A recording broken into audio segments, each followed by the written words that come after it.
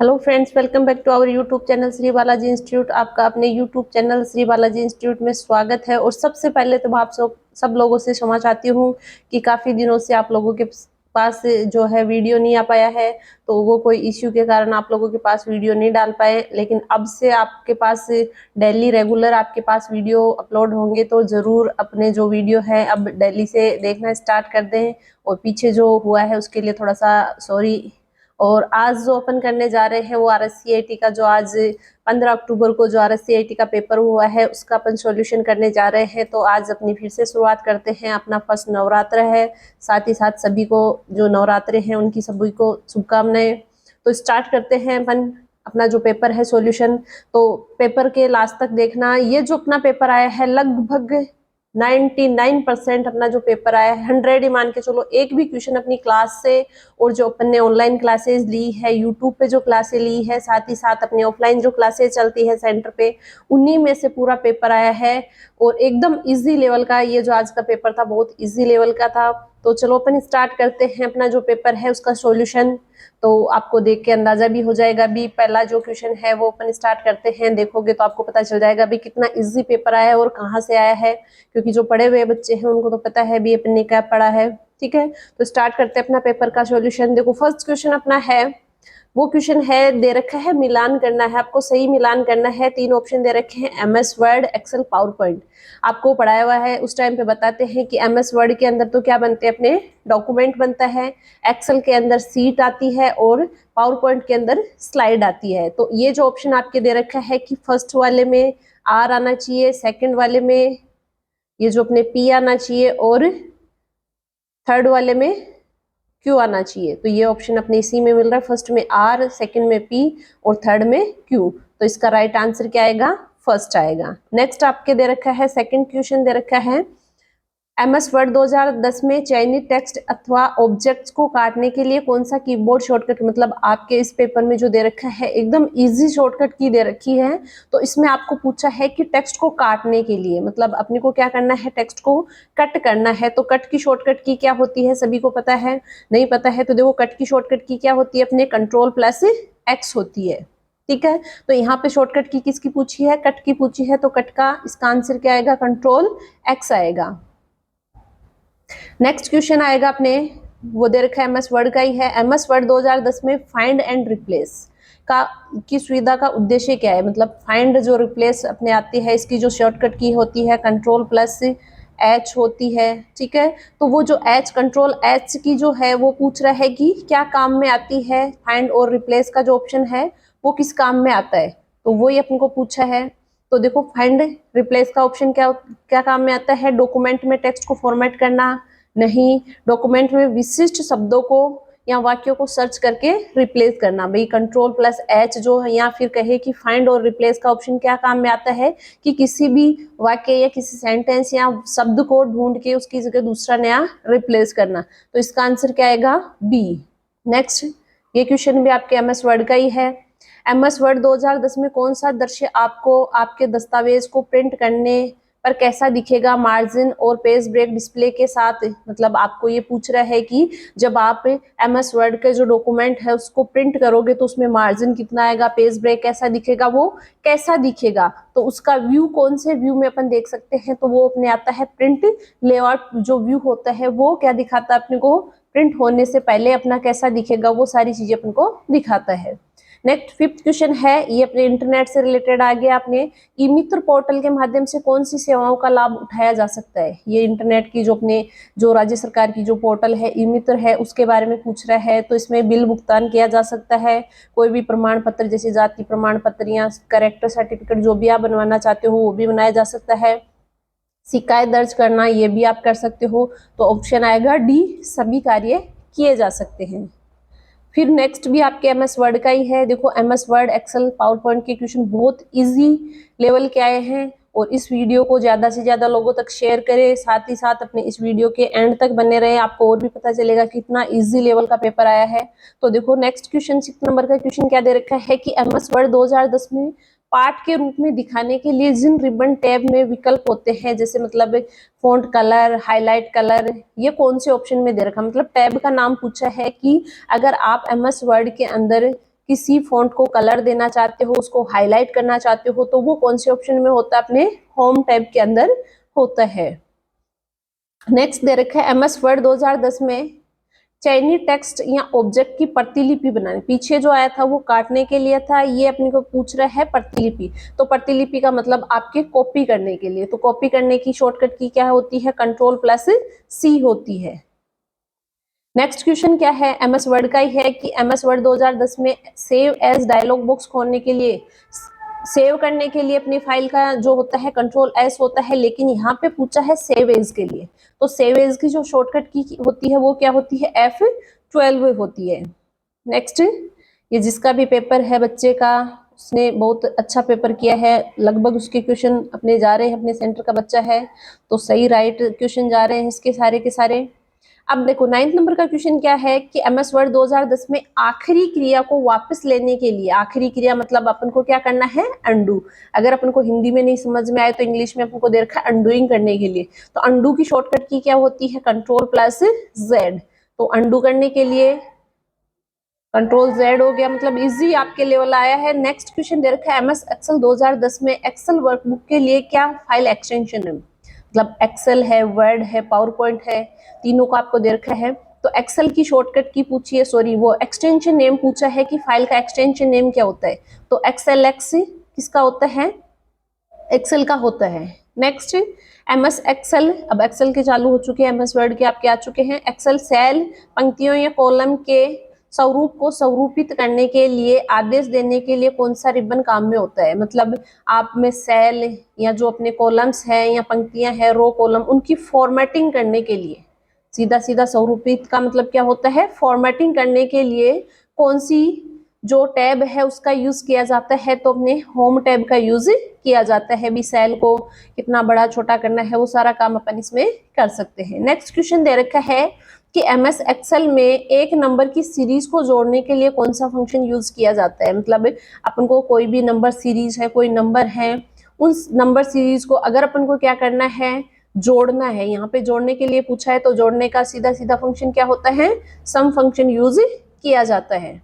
Next अपने पूछा है कि MS एक्सेल 2010 में एक बड़े वर्कशीट को स्क्रॉल करते समय दृश्य में रखने के लिए पंक्तियों और कॉलम को फ्रीज करने के लिए कौन सा फ्रीज, मतलब अपने जो रो कॉलम के अंदर अपन जो भी अपना डेटा सेव करते हैं तो उनको फ्रीज करने, रो कॉलम के रूप में क्या करना है? फ्रीज करना है। तो उसके लिए देखो सीधा सीधा ऑप्शन दे रखा है फ्रीज पैनल। तो इसका ऑप्शन क्या आएगा? Freeze panes. नेक्स्ट क्वेश्चन है MS एक्सेल का ही है। MS एक्सेल 2010 में एक सीरीज की वैल्यू को ऑटो भरने के लिए कौन सा कीबोर्ड का शॉर्टकट की है? मतलब आपको क्या करना है? ऑटो फिल करना है। तो ऑटो फिल की देखो CAV, ये तो आपको पता है, इसकी जो शॉर्टकट की है Ctrl+R होती है। नेक्स्ट दे रखा है, देखो आप देख रहे हो पेपर एकदम इजी लेवल का है, कॉपी की आ गई, पेस्ट की आ गई, साथ ही अंडू की आ गई, एक उधर एक्सेल का जो है एक्सटेंशन नेम, यहाँ पे दोबारा से क्वेश्चन आ गया MS पावर पॉइंट का एक्सटेंशन नेम क्या होता है? तो जैसे एक्सेल का जो दे रखा था XLX होता है, ऐसे ही पावर पॉइंट का क्या होता है? PPTX होता है। ठीक है, और जो DOCX होता है वो MS वर्ड का होता है। अगर आगे आएगा तो देख लेंगे। दो तो आपके पावर पॉइंट के और एक्सेल का जो है एक्सटेंशन नेम आ चुका है, कट, कॉपी, और जो अपने है अंडू है, इनका जो शॉर्टकट की है वो आ चुका है। तो बहुत इजी लेवल का पेपर आया है। नेक्स्ट 16 नंबर का क्वेश्चन क्या है कि MS पावर पॉइंट, एक्सेल के हो गए हैं, अब पावर पॉइंट का चालू हो गया है कि किस रिबन टैब में टेक्स्ट, छवियां, वीडियो को स्लाइड में डालने के लिए कमांड्स होते हैं? मतलब आपको क्या करना है? टेक्स्ट, इमेज, ऑडियो, वीडियो अगर वो डालने हैं तो वो कौन सी टैब में कमांड होते हैं? तो वो देखो डालने के लिए अपन किसका यूज करते हैं? इंसर्ट टैब का यूज करते हैं। एकदम इजी क्वेश्चन आया है। नेक्स्ट देख पूछ रहा है कि MS पावर पॉइंट 2010 में स्लाइड शॉर्ट रिव्यू का क्या उद्देश्य है? मतलब स्लाइड शॉर्ट रिव्यू है वो क्यों अपन यूज करते हैं?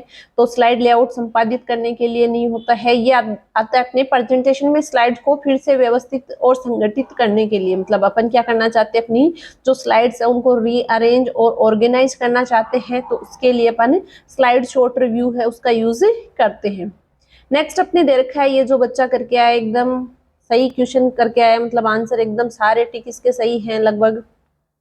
नेक्स्ट क्या है, एमएस पावर पॉइंट 2010 में टेक्स्ट और ऑब्जेक्ट में कस्टम एनिमेशन जोड़ने के लिए, मतलब अपन को क्या करना है, कस्टम एनिमेशन जोड़ना है। तो slide master, transition effect, animation painter, तो क्या आएगा, अपने एनिमेशन पैनल का यूज किया जाता है अगर अपन को कस्टम एनिमेशन जोड़ना है तो। नेक्स्ट स्लाइड शो का आ गया। अब अगला क्वेश्चन जो दे रखा है वो स्लाइड मास्टर का उद्देश्य क्या है।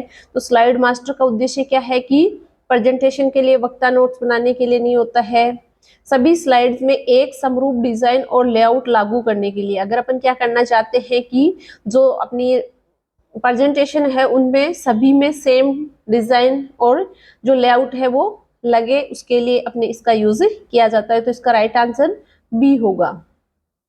नेक्स्ट है साइबर खतरा। ये जो मैंने आपको ऑनलाइन क्लास में बताया था कि जो साइबर इफेक्ट्स जो अपने होते हैं वो कौन कौन से होते हैं। तो साइबर अटैक्स के बारे में मैंने बताया था। तो मेलवेयर, मेलवर्टाइजिंग और सेशन हाइजैकिंग, ये सारे ही साइबर क्राइम्स होते हैं, साइबर अटैक होते हैं। तो इसका ऑप्शन डी सही आएगा, सभी साइबर खतरे हैं। नेक्स्ट दे रखा है कि एक वेबसाइट पे सिक्योर सील का उद्देश्य अर्थ क्या होता है। मतलब आपको बताया था कि मैंने जिस वेबसाइट में HTTPS होता है, सिक्योर सील होती है, उनका मेन उद्देश्य क्या होता है, ये भी मैंने आपको क्लास में बताया था। तो वेबसाइट को आकर्षक डिजाइन करने के लिए नहीं होता है, वेबसाइट को सभी सुरक्षा समस्याओं से मुक्त किया जाता है। सुरक्षा समस्याओं से अपन को मुक्त नहीं करना है। वेबसाइट डेटा प्रेषण को सुरक्षित करने के लिए एन्क्रिप्शन का उपयोग करता है। मतलब अपना जो डेटा है उसका ट्रांसमिशन है वो एक सिक्योर तरीके से होना चाहिए, तो उसके लिए इसका यूज करते हैं। तो राइट आंसर क्या आएगा, सी आएगा। नेक्स्ट दे रखा है 22 नंबर का क्वेश्चन है कि निम्नलिखित में से भारत में इलेक्ट्रॉनिक लेन देन और डिजिटल हस्ताक्षरों को प्रबंधित और नियंत्रित करने का खास उद्देश्य रखने के लिए कौन सा कानून है। मतलब अपने जो भी डिजिटल सिग्नेचर होते हैं उनके लिए कौन सा रेगुलेशन बना हुआ है, कौन सा एक्ट बना हुआ है, तो वो अपने को दे रखा है। तो उसका जो एक्ट आता है वो अपने आता है उपभोक्ता संरक्षण अधिनियम 2019। देखो ज्यादा ऑप्शन पे अपन ज्यादा डिस्कस करेंगे तो अपना वीडियो बहुत लंबा चला जाएगा। तो अपन सटीक अपना आंसर एक बार देख रहे हैं। एक विंडोज ऑपरेटिंग सिस्टम में सिस्टम रिस्टोर का प्राथमिक उद्देश्य क्या होता है। मतलब अगर अपन क्या करते हैं, विंडो ऑपरेटिंग सिस्टम डालते हैं तो उसमें अपने एक ऑप्शन आता है कि अपना जो रिस्टोर करना है, क्या होता है भाई, अपन रिस्टोर क्यों करते हैं, तो कंप्यूटर पे सभी फाइल व फोल्डर का बैकअप बनाने के लिए, पूरे हार्ड ड्राइव का एक स्नैपशॉट बनाने के लिए, समस्याओं या त्रुटियों की स्थिति में पूर्व स्थिति में सिस्टम को वापस लाने के लिए एक तरीका प्रदान करने के लिए। मतलब अपन जब सिस्टम को रिस्टोर करते हैं तो ये अपने सिस्टम को कब रिकवर करता है, जब कोई एरर आ जाती है, कोई इश्यू आ जाते हैं, तब अपन इसका यूज करते हैं। नेक्स्ट अपना क्वेश्चन है अपना वही आ गया एचटीटीपी का वेब पतों के संदर्भ में अर्थ क्या होता है। मतलब फुल फॉर्म पूछी है तो इसकी फुल फॉर्म क्या होती है, हाइपर टेक्स्ट ट्रांसफर प्रोटोकॉल। ये मैंने आपको जो प्रोटोकॉल्स वाली क्लास थी उसमें अच्छे से बताया था। तो जिसने भी क्लास ली थी तो उसका ये क्वेश्चन एकदम राइट गया होगा। साइबर अटैक्स जो अपने थे, थ्रेड्स, उनसे रिलेटेड भी क्वेश्चन आ गया है। प्रोटोकॉल में HTTP का आ गया है, 2 क्वेश्चन अपने इसमें आ गए हैं। तो वेब ब्राउज करने के लिए किस प्रकार के सॉफ्टवेयर का उपयोग करते हैं। मतलब अगर अपन को क्या करना है, वेबसाइट चलानी है वर्ल्ड वाइड वेब पे, तो अपन को किस प्रकार के सॉफ्टवेयर की जरूरत पड़ती है। तो मैंने आपको बताया था इंटरनेट के लिए, अपन इंटरनेट यूज करना चाहते हैं तो अपने को एक वेब ब्राउजर की जरूरत होती है। जो भी इंटरनेट के कंटेंट है उनको एक्सेस करने के लिए एक वेब ब्राउजर का यूज करते हैं। तो आंसर क्या आएगा, वेब ब्राउजर। MS एक्सेल 2010 में किस शॉर्टकट पूंजी का उपयोग करके एक एक्सेल वर्कबुक सहेजने के लिए किया जाता है। सहेजने का मतलब क्या होता है, सेव करना। तो यहाँ पे आपको पूछा है सेव की शॉर्टकट की, एकदम इजी। मतलब क्वेश्चन आपको बड़ा दिख रहा है लेकिन जो इसका आंसर है एकदम इजी आंसर है। मतलब आपके इजी सा क्वेश्चन पूछा है, सहेजना मतलब सेव करने के लिए। तो सेव की शॉर्टकट की क्या होती है, Ctrl+S। MS वर्ड में आपको पूछा था सेवेज की F12 होती है।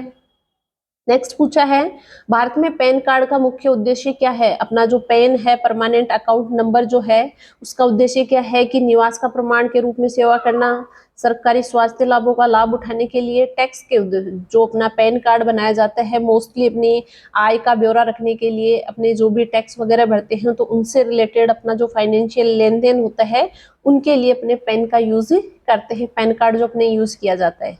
तो आपने देखा होगा जब भी आप इनकम फाइल भरते हो या आपसे जो भी होता है, आप अगर बैंक में लेन देन भी करते हो तो आपका पैन कार्ड होना जरूरी है। तो पैन का जो उद्देश्य होता है वो टैक्स उद्देश्यों के लिए, आय और वित्तीय लेन देन का परिवर्तन करने के लिए इसका यूज किया जाता है। नेक्स्ट है एक्सेल का। MS एक्सेल 2010 में किसी सेल में कॉपी किए गए या कट किए गए सेल को पेस्ट, मतलब कॉपी भी आ गया आपका पीछे, कट भी आ गया। अब आपका पूछ रहा है कि कट या कॉपी कर लिया, उसको पेस्ट करने के लिए उसकी शॉर्टकट की क्या होती है? Ctrl+V होती है। एकदम ही इजी लेवल का आपका पेपर आया है, बहुत इजी आया है। MS एक्सेल 2010 में सेल का पता सही उदाहरण क्या है? मतलब आपको ये पूछ रहा है कि आपको एक सेल एड्रेस है, वो सेल एड्रेस क्या होता है? तो आपको बताया है कि सेल जो एड्रेस होता है उसमें सबसे पहले कॉलम का नेम आता है, कॉलम नेम आपके ABCD से डिनोट होते हैं, और फिर रो का नेम आता है, रो 1 2 3 से होता है। तो जिसमें पहले आपका ABCD दे रखा है तो ABCD केवल 2 ही ऑप्शन में दे रखा है, एक तो आपके इसमें दे रखा है A, लेकिन फिर बाद में भी आपके दे रखा तो ये तो नहीं आएगा। AB145 ये आपका एक वैलिड सेल एड्रेस है। नेक्स्ट आपसे पूछ रहा है कि Google drive, Microsoft one drive और ड्रॉप बॉक्स क्या है? ये एक क्लाउड स्टोरेज होते हैं, ये आपको बताया हुआ है। तो ऑपरेटिंग सिस्टम के, सर्च इंजन के, नेटवर्क टोपोलॉजी, ये क्या होती है? क्लाउड स्टोरेज सेवाएं होती है, सर्विसेज होती हैं। नेक्स्ट अपने आया है कि भारत में रुपे कार्ड की शुरुआत किस संगठन ने की थी? जो रुपे का कार्ड जो अपने आते हैं, ATM कार्ड वगैरह जो भी है, तो उनके लिए पूछा है कि मास्टर कार्ड, वीजा या फिर national payment corporation of India, NPCI ने क्या किया है? अपना जो रुपे कार्ड है इसकी शुरुआत की थी। नेक्स्ट है कौन सी सोशल नेटवर्किंग साइट को उसके पोस्ट में अक्सर सीमा और हैशटैग का उपयोग करने के लिए जाना जाता है? मतलब ऐसी कौन सी सोशल साइट है जिसमें जो हैशटैग अपन यूज करते हैं उस हैशटैग और उसकी एक सीमा होती है, एक लिमिटेशन होती है, भाई उसमें आप इतने कैरेक्टर ही यूज कर सकते हो। तो उसके लिए कौन सी अपनी जो साइट होती है, ट्विटर जो होती है, इसमें अपने फिक्स जो कैरेक्टर साइज होती है, भाई इतने कैरेक्टर तक ही आप अपना कुछ जो डालना चाहते हो वो डाल सकते हो, साथ ही हैशटैग हैश जो अपने है उसका यूज करके किया जाता है, तो ट्विटर होएगा। नेक्स्ट है राज ई साइन का प्राथमिक उद्देश्य क्या है? ई साइन मतलब इलेक्ट्रॉनिक जो अपने सिग्नेचर होते हैं उसका ऑथेंटिकेशन के लिए, प्रमाणीकरण के लिए सीधा सीधा दे रखा है। ई साइन मतलब इलेक्ट्रॉनिक जो साइन अपन यूज कर रहे हैं वो आ गया। नेक्स्ट है राजस्थान संपर्क पोर्टल का क्या उद्देश्य है? मतलब अपने राजस्थान सरकार ने ई मित्र पे बहुत सारी अपनी सेवाएं दे रखी है, तो एक पोर्टल दे रखा है संपर्क पोर्टल। ये अपने किसके लिए होता है? सिंगल साइन SSO नहीं होता है, शिकायत सुलझाने के लिए, नागरिक पंजीयन, ये होता है अपने शिकायतों के लिए। संपर्क जो है अपने वो शिकायतें अगर अपन देना चाहते हैं तो उसके लिए आता है। नेक्स्ट लास्ट क्वेश्चन अपने दे रखा है कि भारत में आधार कार्ड का प्राथमिक उद्देश्य क्या है? आपको एक पहचान प्रोवाइड करवाने के लिए आधार कार्ड का यूज किया जाता है। तो देखो आधार कार्ड का उद्देश्य पूछ रहा है ड्राइविंग लाइसेंस के रूप में सेवा करना, मुफ्त सेवाएं, स्वास्थ्य सेवाएं प्रदान करना, पहचान स्थापित करना और सरकारी लाभ और सेवाएं का लाभ उठाना, शादी के लिए नहीं। तो आधार कार्ड जो है वो आपको एक पहचान, आपकी एक आइडेंटिटी प्रोवाइड करवाता है, साथ ही साथ आपको गवर्नमेंट की जो भी बेनिफिट सर्विसेज जो मिलती है वो भी आपको आधार कार्ड के माध्यम से ही प्रोवाइड होती है। तो ये जो 35 क्वेश्चन है एकदम इजी लेवल के हैं, और जो अपनी ऑफलाइन और ऑनलाइन जो क्लासेज अपने ली है उनमें से ही अपना लगभग 99.99% अपना पेपर आया है। ये नहीं कह सकते इसमें कोई सा क्वेश्चन भी इधर उधर, थोड़ा सा क्वेश्चन पूछने का जो लेवल है वो थोड़ा इधर उधर हो सकता है, बाकी आपका जो पेपर है पूरा एकदम इजी लेवल का, और अपने जो पढ़ाए हुए हैं ऑफलाइन ऑनलाइन क्लासेस में से ही आया है। तो ये जो क्लास है, ये जो पेपर है, ज्यादा से ज्यादा लोगों तक शेयर करें ताकि ज्यादा से ज्यादा लोगों को फायदा मिल सके, और साथ ही साथ इसको लाइक करें। और अपनी जो क्लासें हैं अब आज से रेगुलर चलेगी, डेली आपकी एक क्लास मिलेगी। जो अपना चल रहा था, टॉपिक छूटा था, वो अपना वहां से वापस से स्टार्ट होएगा। तो अब डेली से अपनी क्लासेस ज्वाइन करें।